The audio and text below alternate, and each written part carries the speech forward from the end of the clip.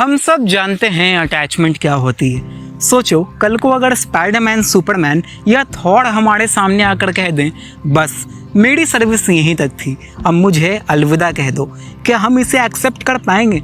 शायद कभी नहीं। और शायद यही सुपर हीरोज के लिए सबसे बड़ी रिस्पॉन्सिबिलिटी बन जाती है। दुनिया को बचाना एक ऐसी ड्यूटी बन जाती है जहां ना उनकी जान देखी जाती है, ना उनकी उम्र, ना उनके सपने, ना उनकी थकान। हम अपने हीरोज से प्यार तो करते हैं, लेकिन इतना नहीं कि हम उन्हें रिटायरमेंट लेने की परमिशन दे दें। उन्हें प्रोटेक्टर के रूप में देखते देखते हम ये भूल जाते हैं कि उनकी भी एक जिंदगी है। मार्क्स के पीछे कोई इंसान ही है जिसके भी अपने गोल्स हैं, अपने डर हैं, अपने रिश्ते हैं, लेकिन हमारी नजरों में वो सिर्फ हीरोज बनकर रह जाते हैं। और शायद इसीलिए लोगन अपनी आखिरी सांस तक लड़ता रहा, क्योंकि कुछ हीरोज को रिटायरमेंट नहीं मिलती, उन्हें सिर्फ एक और मिशन मिलता है, और फिर एक और फिर एक आखिरी मिशन जो कभी आखिरी होता ही नहीं। और ऐसा भी नहीं है कि हमारे हीरोज कभी ये जताते नहीं कि वो थक चुके हैं।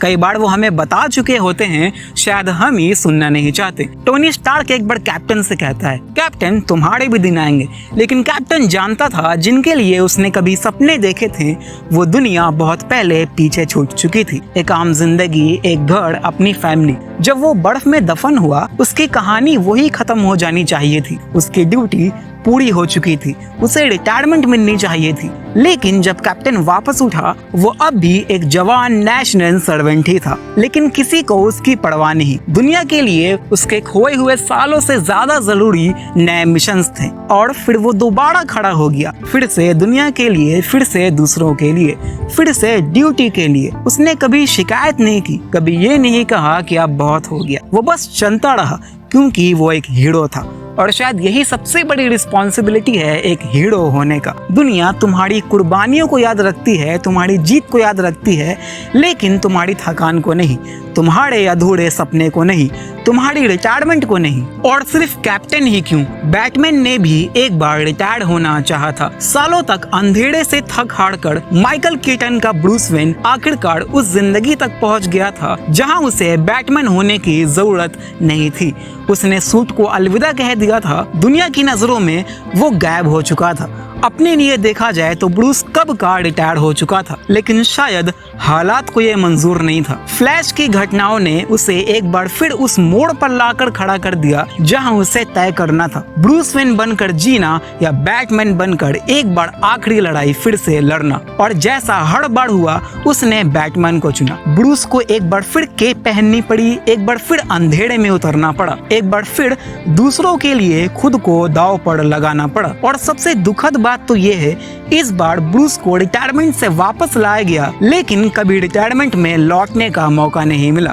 वो जिंदा रहा तो बैटमैन बनकर, और जब गया तब भी बैटमैन बनकर ही गया। जैसे किस्मत ने उसे ब्रूस वेन बनकर जीने के लिए तो बहुत कम वक्त दिया हो, लेकिन बैटमैन बनकर मरने के लिए पूरी जिंदगी। और जिंदगी तो अपने टोनी स्टार्क की भी कुछ ऐसी ही थी। एक ऐसा हीरो जो एक वक्त के बाद सच में थक चुका था। उसे आराम चाहिए था, थोड़ा वक्त चाहिए था, दुनिया के शोर से दूर, विलेंस, वॉर्स और ना खत्म होने वाले क्राइसिस से दूर। वो रिटायर होने की कोशिश कर रहा था, एक नॉर्मल जिंदगी जीने की, लेकिन सुकून से सोता भी कैसे। जब भी आंखें बंद करता उसे अपनी हार याद आती, अपने दोस्त याद आते, वो लोग याद आते जिन्हें वो बचा नहीं पाया, और सबसे ज्यादा उसे वो भविष्य याद आता जिससे वो डरता था। फिर एक दिन कैप्टन उसके पास आया, एक और मिशन के साथ, एक और उम्मीद के साथ। पर टोनी के पास मना करने की हर वजह मौजूद थी। उसके पास एक घर था, एक प्यार करने वाली फैमिली थी, लेकिन हीरोज अक्सर वही करते हैं जो उन्हें